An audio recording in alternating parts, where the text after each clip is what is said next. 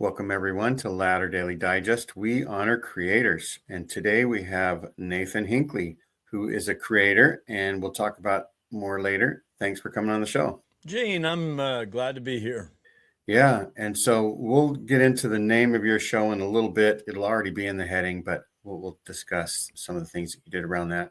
Tell us maybe the first, let's say, spend 5 minutes talking about from being a kid in the church and where you were and what life was like to getting married, and then we'll go from there. All right, start the timer. That's right. I'm kidding. All right, so I was born in Utah, but I don't remember any of it. I was born in Layton, Utah. Consequently, I have a son named Layton now, but that's jumping ahead. We moved to the South when I was about, one. So don't remember that. But my parents came to the South chasing music dreams, and they played music, our whole life growing up. That was their source of income. They'd play for $100 or something at night in a bar or something. My parents have always been active, believing Mormons, and there's never been a time that we weren't, but that was what they did, growing up. And I'll get into that a little bit later. But that brought us to the South. Grew up in Grove Park Ward, which is in the Knoxville area. Loved it. The bishop that we had was my idol, and he became the stake president. And I one of the things that I ended up really loving, I wrote a road show that I became the stake president, and it was a big hit in the stake. So, I've always enjoyed being Mormon in the South. It's different than out west. I oftentimes was the only kid at school, or my family. Of course, I have 2 brothers and a sister, and so oftentimes we might have been the only Mormon family. But I always loved it. It set me apart from other people. I always, to the best of my ability, lived, the gospel, didn't smoke and drink and do all those things. And for the Aaronic priesthood, were you like deacons, teachers, and priest quorum president? Or Yeah, I mean, out here, the church is relatively small, so you're everything. At some point, you're everything, And so that continued. I followed my dad's example and was an Eagle Scout, and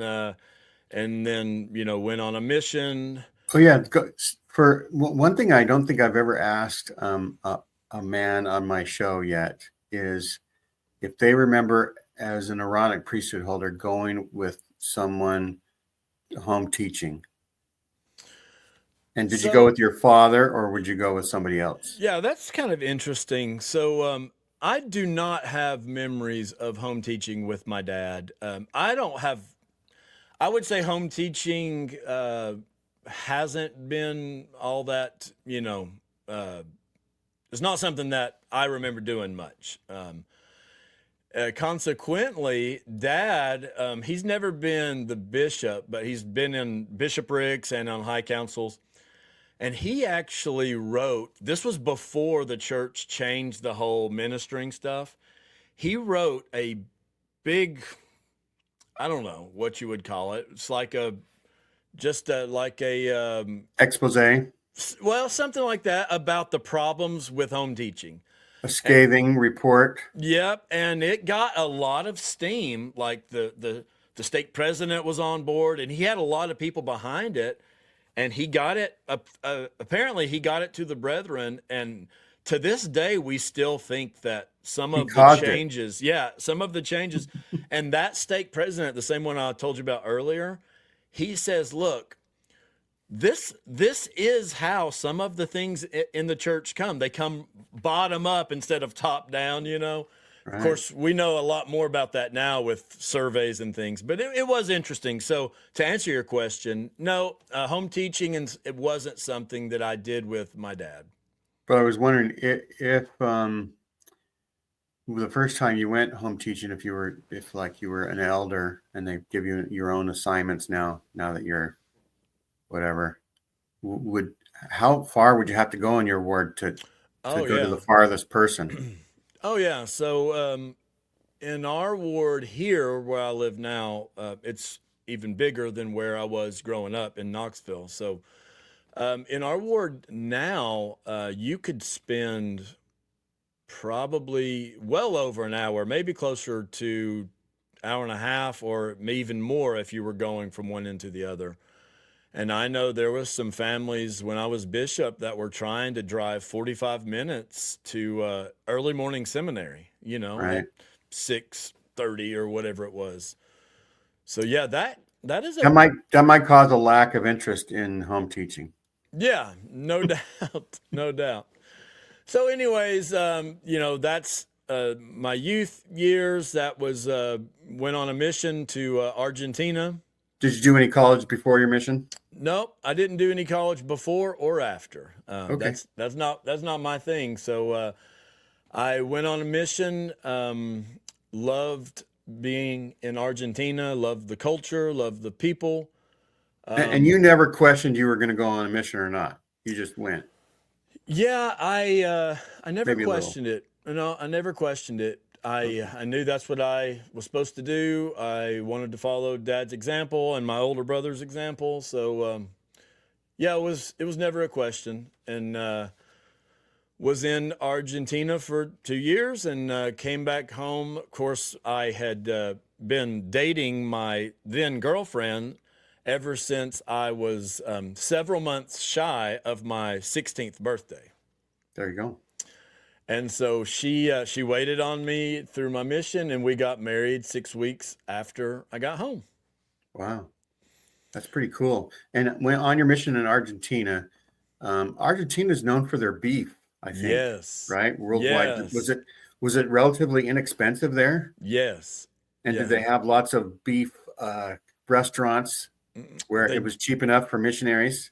yep, yep, all of that. One of my favorite places that I served was called Ayacucho.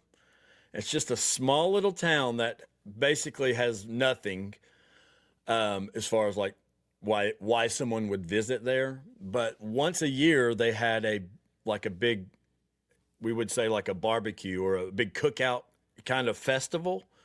And it was, I mean, they would have entire cows like split open, cleaned up, and then like on, Spit roasted. yeah, on either something like that, or there was like a piece of metal that they would strap it to and build a fire under it. So anyway, Yeah, I never interest. heard of that except for a whole pig. The Yeah, well, they would Pacific do whole Islanders, cows.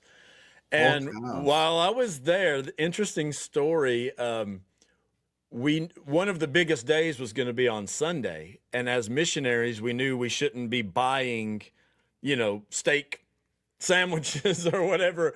And so we went out to the guy that was set up outside of where our apartment was, and they set up down this street, and we said, "Look, we're missionaries, and we're not supposed to buy on Sundays." So we paid him on Saturday. We That's said, pretty smart. "We'll be here tomorrow for our food, but we're going to pay you now." And he's, looked at us like we were crazy. Yeah, that's funny. That is a good story actually. And so yes, you didn't lose very much weight, maybe. No, no. Although we walked everywhere, so there was Oh, no right. no biking or anything. So it was all walking for 2 years. Um, so you want me to keep going on? So you decided to get married Mhm. really quickly and temple marriage. Yeah, we were married in the Atlanta temple, Oh, how far is Atlanta? about 4 hours. So a 4 hour, so a day trip. Yeah. Did you do your honeymoon near there? So we went to Florida. We Okay. drove to Florida and stayed in my grandma's condo. She had a condo down there, so that was fun. So it's because I mean there's logistics involved. So either you have to go to Atlanta and then come back and then go to Florida, or you do a reception ahead of time, or you plan a reception, a quick one right after there somewhere in Atlanta. Yeah, but whatever you do, you could not get civilly married first and then Yeah, go. I mean, that would be like sinning. that was a big no-no. Yeah. The Lord was very, very worried about that type of thing back then. That's right. That's why it made me question the commitment for BYU students when I heard that they would like go to Las Vegas and get married on Saturday morning and Yeah. have sex all weekend and then get divorced on Sunday afternoon and then drive back to Utah. Yeah. And I thought, sure, you are having sex while you're married, but you didn't do it the right way, so you're Right. sinning. Yeah, so we got married 6 weeks after my mission so that we could have sex, and we've been having sex ever since. It's That's right. It's the best 45 seconds of my day. That's what I say. You are a long. You have a lot of stamina compared to me. We're not going to go there. Hey, I'll share a couple pictures with you though. Not about the sex thing though. No. This is an album that me and my brother and that's me right there on the right. That's mom and dad, PJ and Greg. And that's me and my brother and my sister have a younger brother that came after this. So that was the first album that we were on with them. And then I also have I have two brothers that we have had a brothers band. So and if you look up the Hinckley brothers, we have a YouTube page and different things. Yeah, that's us. This was back when we used to play music we did a couple of EFYs where we were the entertainment. So that's my older brother in the middle and then my younger brother there. So, yeah. Did you play guitar back then? Yeah, we all three play guitar and mandolin. My one brother plays mandolin and I used to play the drums. So, little. Did you ever try banjo? Not banjo, but I have a guitar that sounds like a banjo. It's some people call it a banjitar. It has the banjo sound, so we would incorporate that, and so yeah, lots of fun music things. Matter of fact, I have a theme song for my podcast, which we'll get into in a little bit, and one of my viewers, my friends, had found on our Hinckley Brothers album. They said, "Hey, I found your theme song," because he recognized the song. So that was fun. Yeah. So that's the music side and kind of how we got going. Right, and you're a young married man. You're checking the boxes. Got the mission. Got the temple marriage. And do you remember like what your first calling was as a full man? You're heading for the celestial kingdom, right? So I don't remember what my first calling was, but like I said earlier, in the South, in a relatively small ward, if you don't have 5 wives, there was some men in our ward who had been married 4 or 5 times, and serial polygamists. Yeah, or especially as a returned missionary and someone that's married in the temple, of course you're going to get leadership callings. That's just the way it is. So I mean, I was in the young men's quite a bit at first, doing that whole thing in scouts, and then I remember I think I was 25 maybe when I was called into the bishopric. So you would bring your guitar to scout camp and play around the campfire? Yeah, not only there, but I played in church a lot. I was asked to play oftentimes, fast forwarding. I even, as a high counselor, took my guitar around to all the different wards. And I know out west, that's, I think, unheard of. But, out here, we don't get our, panties in a wad too much about having a guitar at church. So sure. I was going to ask you a question. So was Grand Old Opry and Hee Haw a staple growing up? Yes. trying to remember.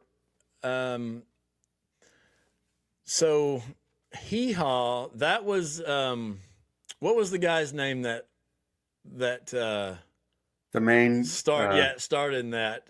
the main banjo player. I can't think of his name right now, but I Yeah. actually worked with his son Oh. for a little while at a place called Club Dance. They did like country swing dance, and the host of that was the son of the Hee Haw guy. But was it a staple in my family and stuff? Not really. Not really for whatever reason. That wasn't something I remember all.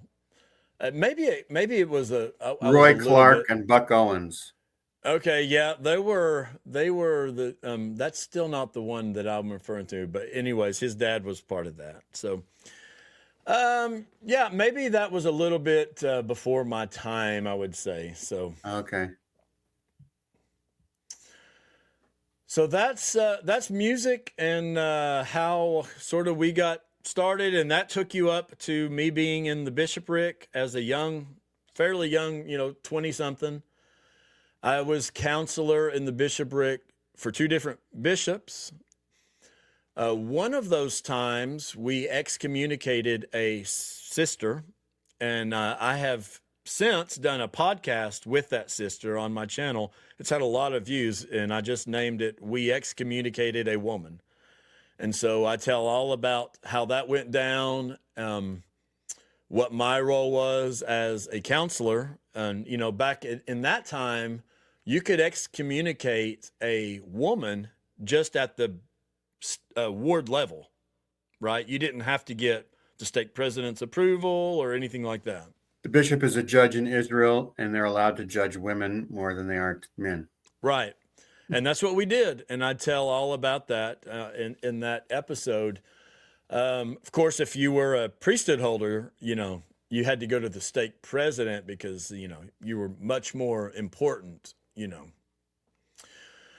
So that takes you up until I was called as bishop in 2013. Of course, I skipped over the best, one of the best parts, which is we had 4 children, and just loved that. Most of my younger days, as far as with the kids, we were driving 2 vehicles to church, and my wife was taking care of the kids. And how many hours a day would you spend at church? Well, I mean, Sunday. Of course, you had the 3-hour block, but then we would be there 2 hours early and usually an hour later, counting tithing. So do the math.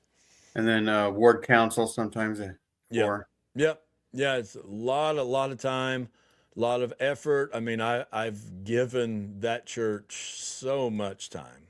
And appointments with members sometimes on Sunday, or did you try to keep them during the week? No, I actually tried to keep them on Sunday just to I just figured Sunday was shot anyway, so I tried to do as much as I could. Of course, Wednesday nights we would have some, but would you do some appointments like during not sacrament, but during Sunday school or something? Bring somebody in, do all the callings. We were counseled to try not to do it during, so people saw you in class, but oftentimes we would try to work them in just to get home, Right. Here's a quick little story I told recently, but I had a lady after church one time. She's passed now, so her last name was Helton. But anyway, she came up and said, "Bishop, can I talk to you?" Right there at the front of the, stage or whatever. I'm like, "Yeah, what's up?" She says, "I just want to tell you, I thought she was going to say, you're doing such a good job as bishop, or something." She says, "I just want to tell you that your kids are so loud and annoying during sacrament that I cannot even focus." I cannot even focus. So, that's the kind of thing occasionally that you would get. She was holding a court of love for you. Yeah. I just want to let you know, lovingly. So, oh yeah, and you have boys and girls, or yeah. So our oldest is our daughter. She's now 21 or 22, and we have 3 boys. Before our youngest was born, we did have a stillborn. She would she would have been or is a girl. We were really excited about her, but she didn't make it, and that was while I was bishop, I think. Yeah. Something else that happened while I was, let's see, no, that was after I was released. So one thing I'll mention while I was bishop is I was randomly selected among bishops to take a survey. We know now the church is led by surveys. Interestingly, the survey was about the gospel topic essays, which I knew nothing about. And you were like a new bishop at the time? I think I had been Couple years. probably 2 or 3 years, maybe even 4. I served 5 years total, and I went in at 2013. So I feel like it was near the end. So 2016, 17. Yeah, and I don't know. The essays started coming out, I think, in 13 or 14, didn't they? At the end of 2013, I think was the first one, and then Yeah. So every couple of months after that. I never had like members wanting to talk to me about doubts or, I never had any of that. If I had to sum up like our entire 5 years of being a bishop, I would say it was either dealing with callings because we have a college in our ward boundaries. So we have a lot of med students in and out, in and out. So all the time, like half the ward was college students. The other half was related to my wife's family, just people from the area. So it was like half family, half students. And so there was always a huge turnaround when we finally were like, okay, we finally have all the callings filled. Then here we go on another, another batch of people coming in or people going out. Graduating, right? Yeah. So that was either filling callings or talking to people about masturbation. Right. That was the two things that. Did you ever think about doing like a ward rescue where you're going to bring everybody in on a Sunday, all the priesthood, and try to go and reach out to the people that weren't coming? We did all kinds of that type of program, call it, the rescue or we had like a 15 family thing that the brethren was asking us to do. It was like always have 15, it changes names. It'll go in different waves, but yeah, we were always doing some sort of reach out type thing, for sure. No, I never did it, but would you put like, by then, what was the closest temple? What's the closest temple now? Nashville. There's actually a Knoxville under construction right now, but for that time when I was bishop, Nashville. Would you ever like put names on the temple rolls? I don't remember doing that. Maybe a couple times out of a family situation, but it wasn't something I ever made a habit of. That actually, honestly, always seemed a little bit strange, Yeah, I was going to say, the guy has a little baggie of names, and like somehow the Lord knows what those names are. Yeah, that whole thing always seemed a little off, but I never let it bother me. And going back to the gospel topic essays, I didn't really let that bother me, but I noticed that there were some topics like race and polygamy that I knew there were issues with. And so I tried to just gloss over some of that stuff, and I tried to respond to the church in a way that they wouldn't feel like I was a dummy bishop. Like I didn't want to just say, no, I didn't read it, because it said, did you read it or did you not? And, on each one, or at least on several. It's like, I was practicing my speed reading. Yeah. And if you clicked, I didn't read it, then it would say, why did you not read it? And, you'd have to come up with a reason. Or if it said you did read it, it would say, well, what did you think about it, or whatever. So it was very detailed. I would say it planted some seeds, although of doubt. Although I didn't dwell on it, I didn't, I knew. But, and I'll say two things. I had a sister while I was bishop that left the church.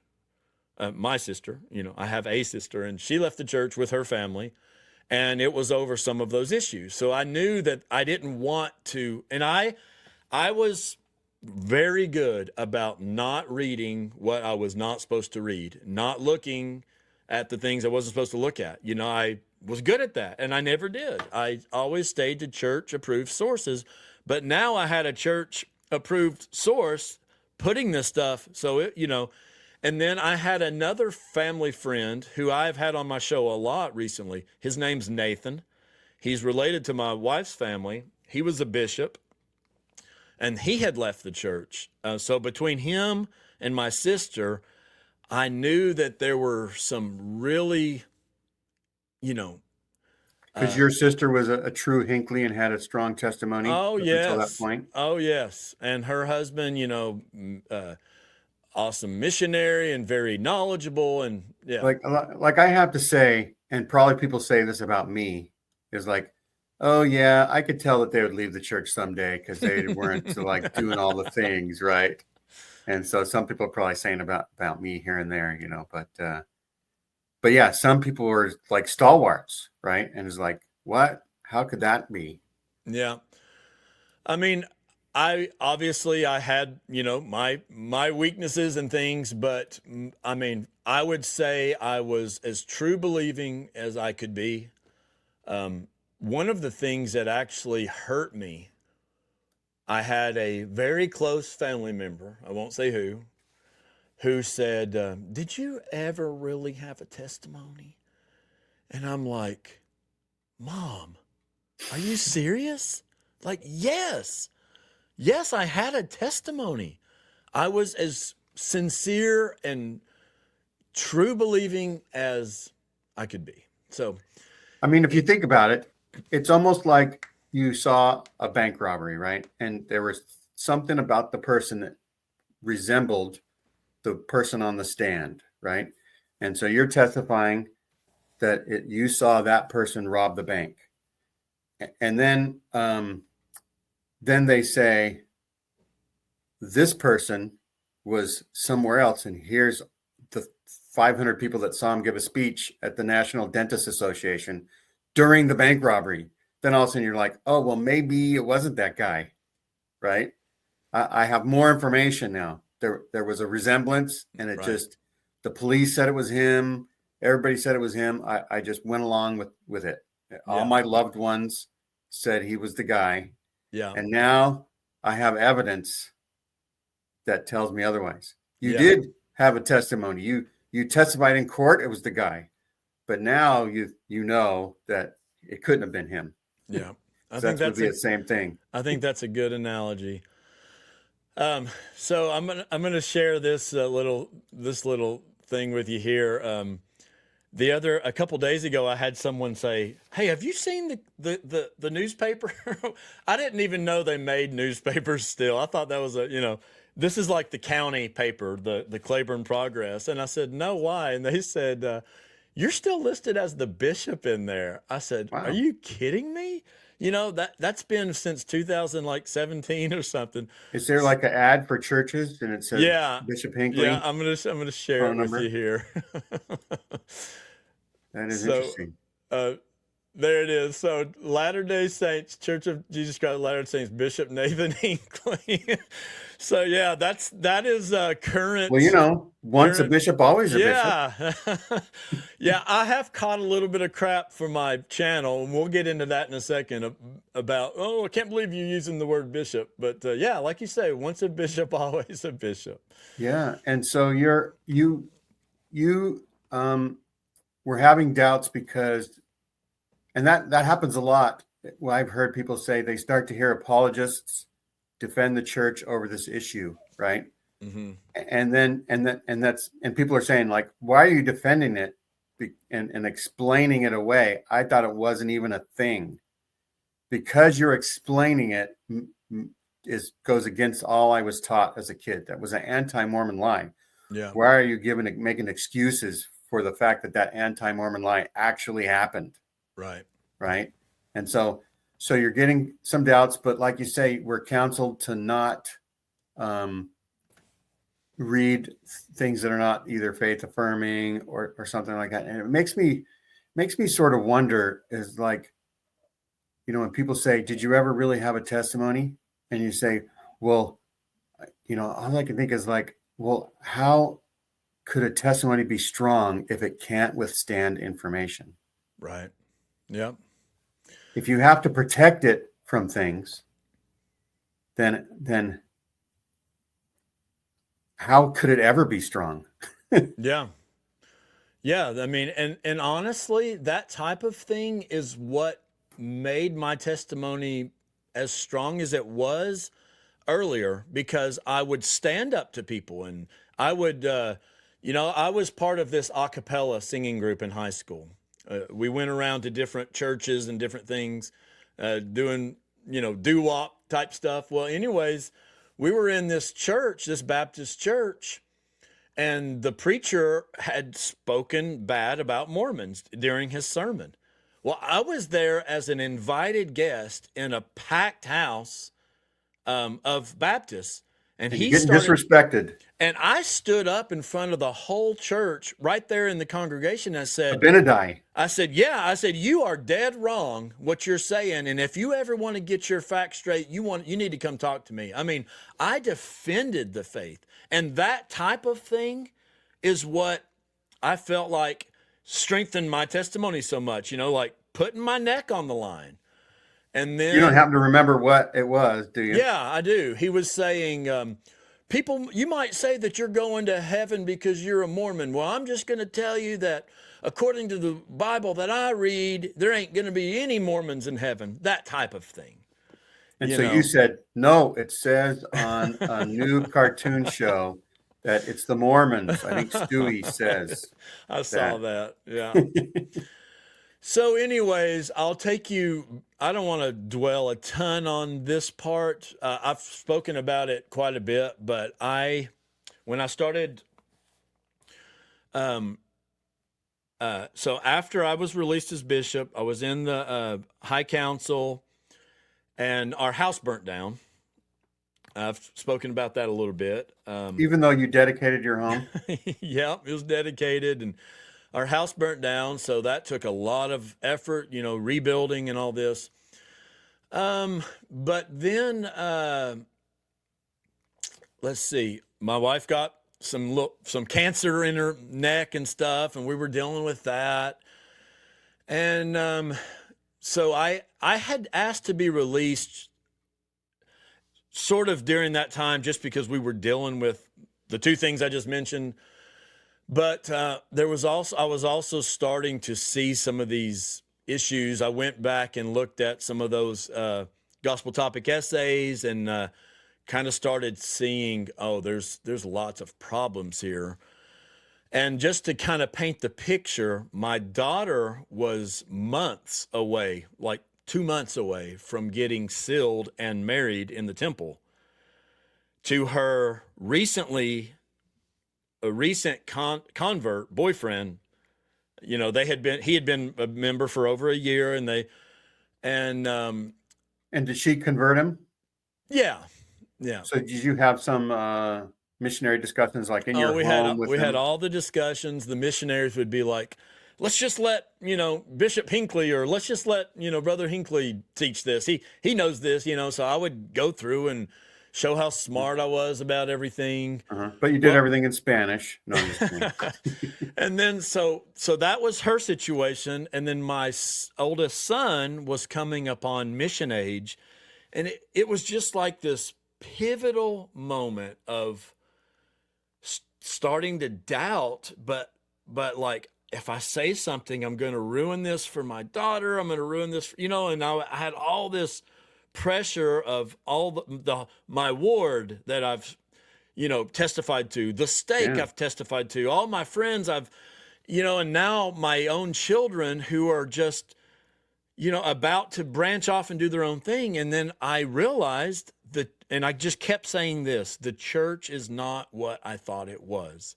Right. And you've been trained to testify of the truth, and now you have a new truth. Yeah. Just like we talked about, finding out there more evidence. And so the guy couldn't be the bank robber or whatever. Right. And so what do? Well, You testify, right? Yeah, you testify. And so that's what I started to do. I started to kind of speak up a little bit, like, whoa, I didn't know this, or, As posts on Facebook? Yeah. Yeah, that was my way of kind of, and I remember early on, I would have people say, I liked you so much better before, and can't you just move on, or, this kind of thing. But let me back up just a little bit in that, this whole, what I now know was cognitive dissonance, Right. like trying to make things work, but they don't work. But I had spiritual experiences, but that's perfectly explainable now, just like this internal battle. It's And like cognitive dissonance is like my brother is managing my money, and I see that there's zero money in the bank account that I put $100,000 in. It couldn't possibly be him that did anything wrong, right? Right. And so that whole struggle put me in the emergency room. All right. I got to a point where I was so worried. My mind was racing. I wasn't eating or sleeping. I was staying up at night writing. That's when I started to write like my thoughts, which became Facebook posts. I was just listening to music and playing music all night. Do you have like a binder of your thoughts now? I don't have a binder, but I have a folder on my computer of all of these things that I've written.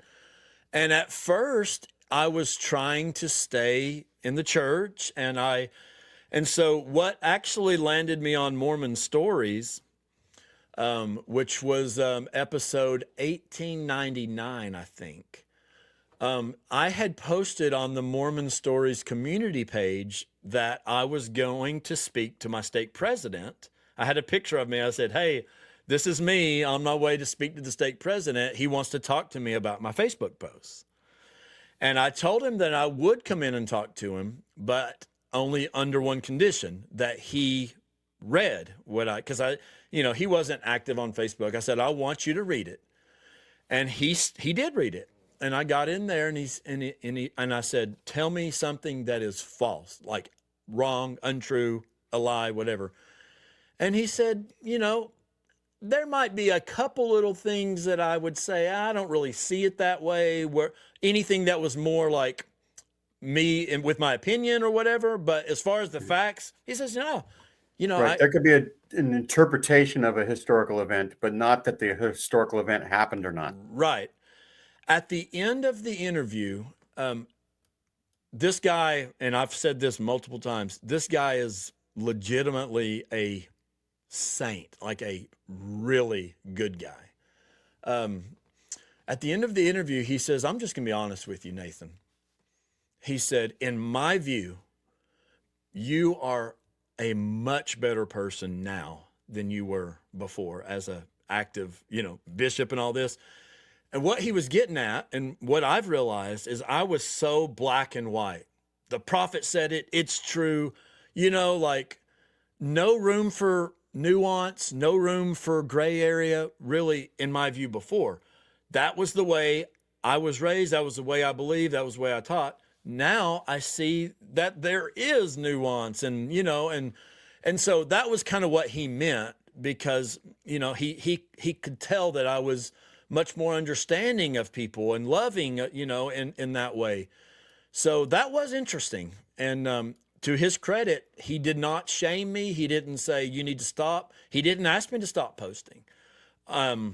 So even though I've lost friends, I've lost family members, as far as friendly communication, because they don't like it. But my own priesthood authority at the time was like, you know what? To me, you're in a better place now than you were. So and that response got John's attention. Yeah. So John had reached out and said, "Hey, you want to come on and talk about your experience?" And so I did.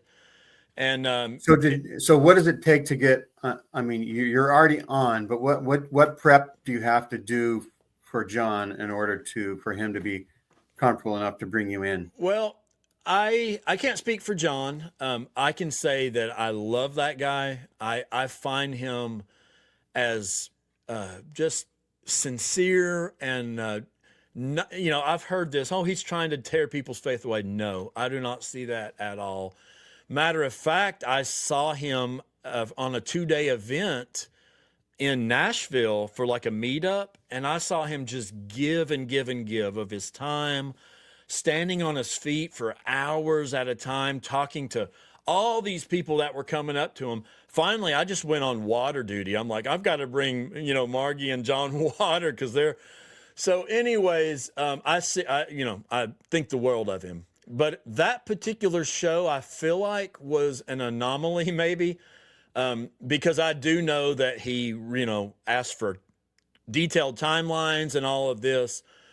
I feel like that particular show, it is one of the more viewed episodes, maybe not of all time, but certainly of the year. He did a year, recap and, mentioned me or whatever. And I feel like it's a little bit of an anomaly because it was virtual, like you and I are speaking right now, where most of his videos that really take off are in person. But I think what people connected with is it was very raw, very real, and very not scripted and not prepared. And truthfully, that is my style. That's the way I would give a talk, is I would come up with a note card of 5 words or something, Right. So honestly, for that episode, we were just kind of almost on the fly. And So he was learning about you as yeah. the interview was going. Yeah, and he was like, just so you know, there's like 1,000 people on right now. I think I remember him saying, and I was like, are you That's kidding right. And me? that was live because there was feedback that people Yeah. thought your voice sounded different. Yes, Like, and I still haven't listened to that episode. Still haven't. Yeah. Because I remember I don't know. It's not a sycophant because that's a bad word, but it's something like that in a nice way. So I saw you were coming on, and I looked up your Facebook, and I saw that we had some common friends, and I saw a common friend that was in Tennessee or somewhere, and I just sent them a note, and I said, "Did you know Nathan Hinckley's is on Mormon Stories right now?" And they were like, "No, he didn't even tell me about it." Whatever. So whoever you don't have friends anymore, that's probably who it was. No, I'm just kidding. Yeah. So my mic was wigging out or something, and my wife held up a little paper that said, "You sound like a chipmunk," or something like that. That's so right. I was very nervous anyway, and I was you nervous. and Alvin, Alvin and Nathan Hinckley. So we did that. I tell you what, would you mind if I read a really quick example of the type of thing that I would write on my Facebook page? Perfect. That would be a perfect thing to do. All right. This is something I kind of like this. This is an example of the type of thing that I would put. And you'll see that it's not real,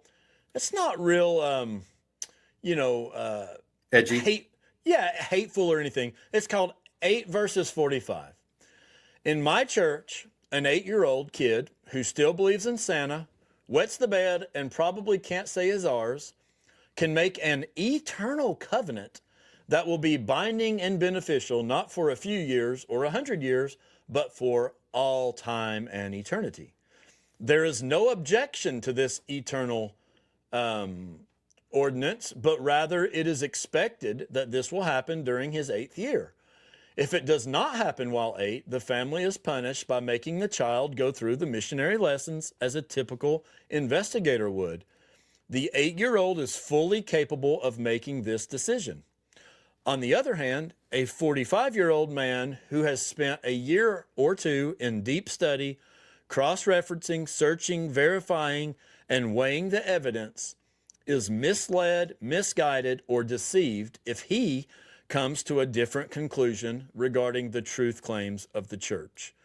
The 8-year-old will likely share his testimony soon after his baptism in church, while repeating the words his parents whispers in his ear, "I know the church is true." The 45-year-old would likely be asked to sit down or escorted out if he shares what he believes to be true, so he starts a Facebook page instead. So, that's the kind of type of thing I would share, either that or just more issue related, like First Vision, or I really have a lot of problems with Book of Mormon historicity and things like that. So that's the type of thing I would share. And then, do you want me to take you into the why I started the podcast and the name Yeah, and let's all talk that? about that now. So I finally I had written a lot of things like that. Probably, I don't know, between 50 and 100 different, short, most of them very short like that. Just little ideas, thought experiment type things. And so so I have a history of music, both with my own stuff or with my brothers. So I have knowledge of audio. I also have a business that I've ran for 14 years now, a videography business. You can find that at milestonepictures.co, and it's mostly like wedding videos and things like that. We do some live events. We've done some documentaries, but so I have knowledge of cameras. I have knowledge of audio. I have a little bit of history with interviewing people with my videography business. So I kind of felt like podcasting could be a natural avenue, for me. And I was addicted and still am to Exmo type content, listening to Mormon stories every day, putting it in my ears on podcasts, listening to Bill and RFM and Mormonish. And I really loved the girls' camp girl, Haley. I thought her stuff was excellent. So many, Nuanso, so many of those that I Alyssa was, Grenfell, I was Shalice eating. Ansola with Cults of Consciousness. Yeah, I know of her. I haven't checked her out on her own stuff as much, but I saw her on Mormon Stories, and so Right. I just started to love that, and not only love it, but see the value in it, like see what it can do for people, to help them to feel like they're not alone, to feel like they're not crazy. And so I started to want to help, have a voice in that space. And And since you haven't been to college ever, you figured the perfect name. Yeah, so I'll share my first. This was my first name Iteration. and logo. Here it is. So this was my first name and logo, the Mormon Moron, and I kind of liked that because I intended on keeping things light and not getting too serious with some things. But That's right. Self-deprecation is good. I realized that this topic, even though you do want to keep it light, it's pretty easy to get, pretty serious.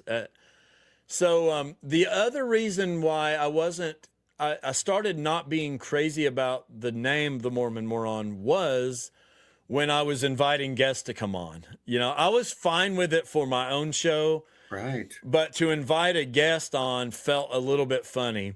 And so the night that I went on with Bill and RFM for their Mormonism Live episode. This was only like a month ago or something. I was still going by the Mormon Moron, and I don't know if it was one of my viewers or theirs. I think it was one of my viewers had said, "You ought to go by an interview with the bishop," is what she So had in said. the chat, somebody was Yeah. making a recommendation. Yeah, they said, "You ought to go by an interview with the bishop," and I was like, you know what? That's kind of good. I wasn't sure because John wanted to really use that angle of like Mormon bishop, and I was not ever trying to play that up. Like Mormon Right. bishop, that wasn't my thing, but I was like, it does have a kind of a nice ring to it. So here's my new logo. The new iteration. Yeah, and Culch actually made. You see how handsome the dude is there in the middle. That's Uh, right. Culch did that for me. It started off a little less handsome, like, but he was like, "Hey, dude, you don't have to take this, but I just retried your logo, and I made him, a little We'll, cooler." I was like, "Yeah, I like that." So, we'll say that's what you looked like when you first became bishop, and yeah. and and then being bishop caused all the rest to happen. All right, so I'll tell you what. Can I share one more thing? And I actually I shared this last night on my channel. We had a really good time.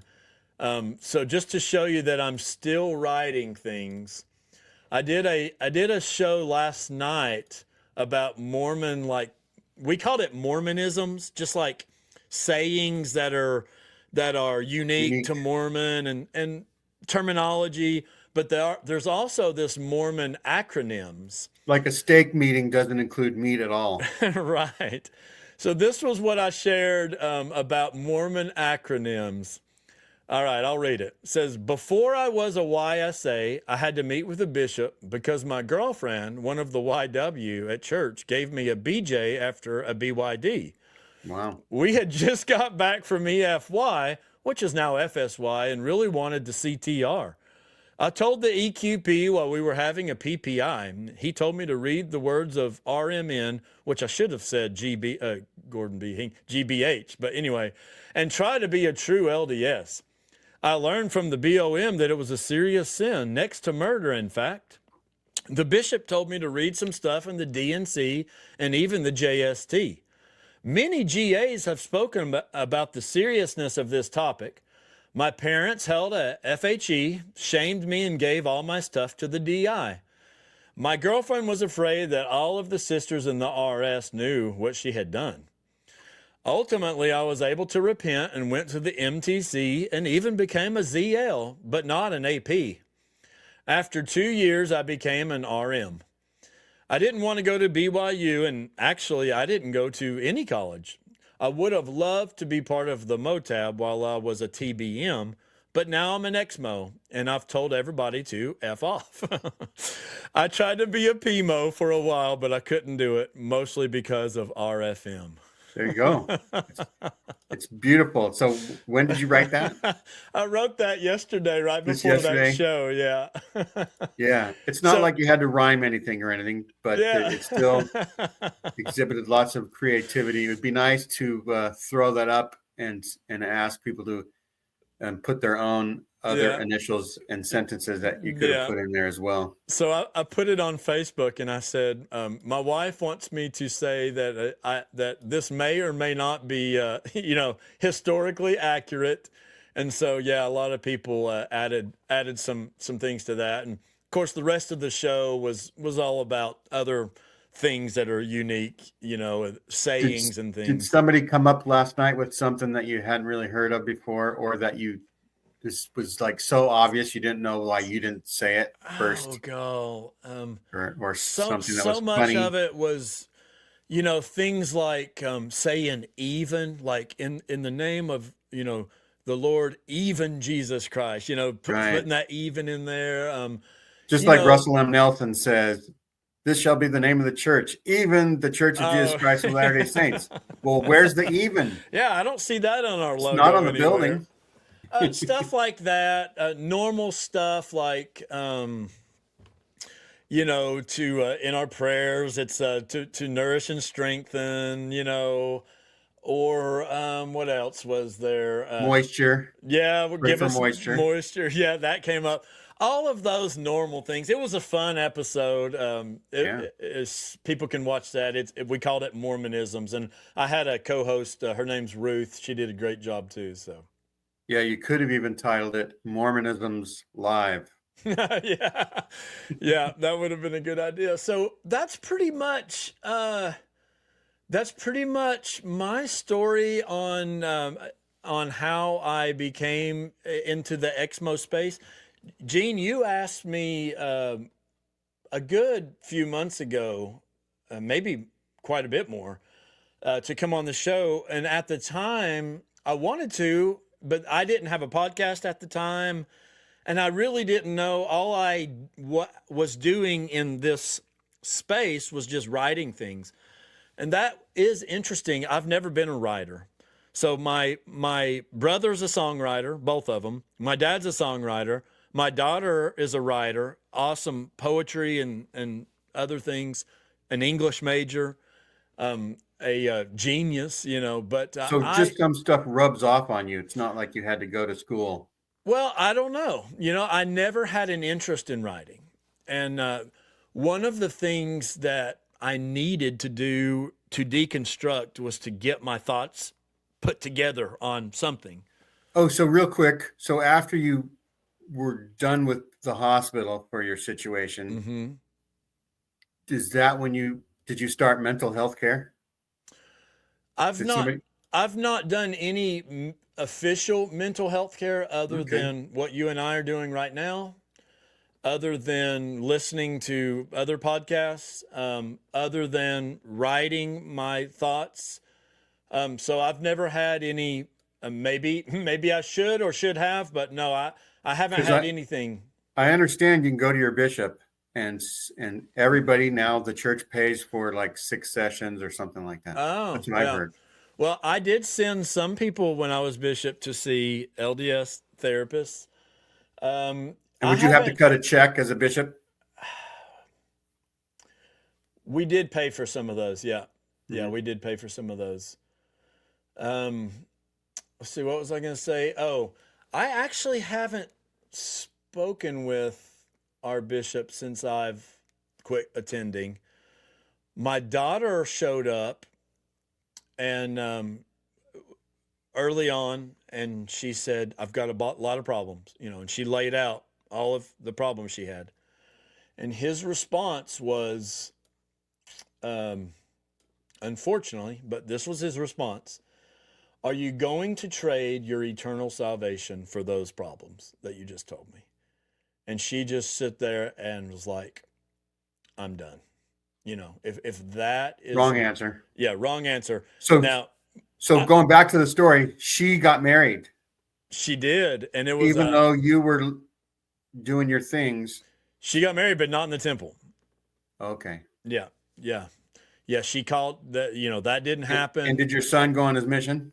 No, no, Okay. no. Both of them have removed their names. My wife Wow. has removed her name. I haven't. But yeah, so I will say that that bishop I was referring to is an awesome guy. Sure. Think the world of him. That was not a good response He's just to my daughter. programmed to say that. Yeah.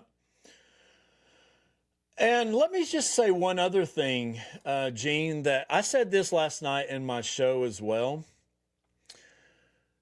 In my opinion, if the TBMs, if the true believing Mormons wanted to be honest and wanted to have like their best argument, in my mind, of what they should be doing is this.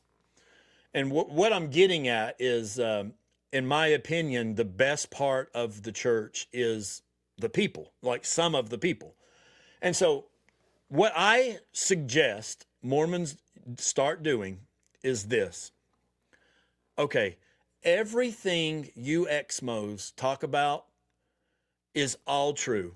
The first vision's a crap show. You know, it probably didn't happen. The Joseph book of Smith was a con man. the Joe Smith was a con man. The polygamy stuff was all a shit show and should never have happened. It was all sin. The Book of Mormon was not historical. He obviously copied some ideas from his time. Like all of that, the priesthood, it was retrofitted in. We know now that like they need to come out and say, and I'm serious about this.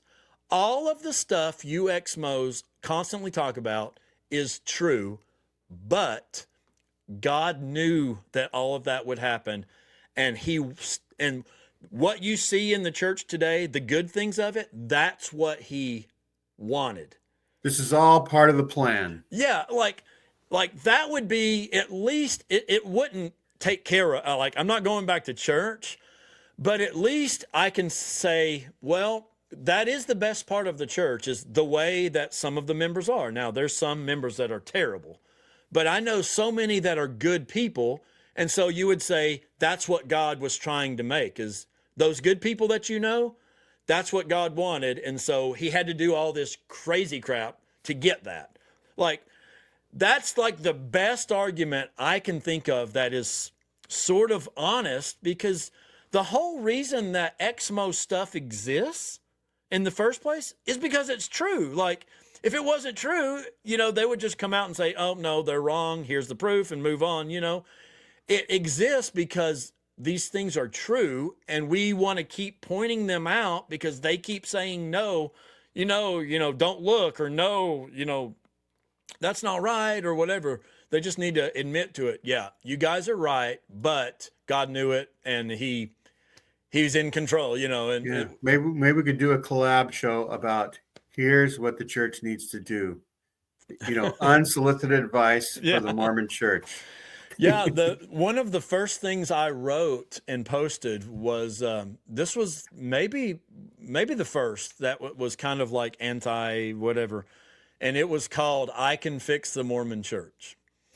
And I went through and basically the punchline or the whole point of that post was stop claiming you're speaking for God, literally to and for God. Stop claiming that you have a exclusive priesthood authority that other people have no access to.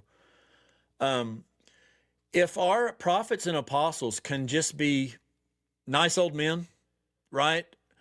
I have a grandpa. Grandfatherly advice. I had a grandpa that I love to death. He's passed now. He would give the best advice most of the time. He had a couple little things, especially growing up in the South, that I'm not crazy about. But for the most part, he gave great advice. And if that's what our prophets could be, that's fine. Good old men, I like but when we have to make them exclusive with the only true church, with the only true priesthood, that's where we get into every single problem we have is because of that. At some point, we're letting some person speak authoritatively for God. That's right. It's almost like Pirates of the Caribbean when it's all about the pirate's code, the code of the sea. It has to be this way. And then at the end is like, you know what? It's really just more like guidelines. Yeah. And if that's what they went to, is like it's guidelines now. This isn't what God is really saying, but this is what a bunch of old guys over a couple of hundred years have come up with. And they're obviously in a way open to change, or else they wouldn't do surveys. Right. They would just say, no, God only tells us what the people want to hear. Yeah. We don't want to hear from the people what they want to hear us do. Right. So they obviously, that's a sign right there that they're like, yeah, God's not telling us anything about these things. We need to get a survey out. Yep. Mormon feud. We could do a Mormon feud. Survey says. I like that idea. Count me in on the panel on that one. Yeah. So we'll get those things together. We could do them as co-branded lives or something like that someday. Yeah, it'd be fun.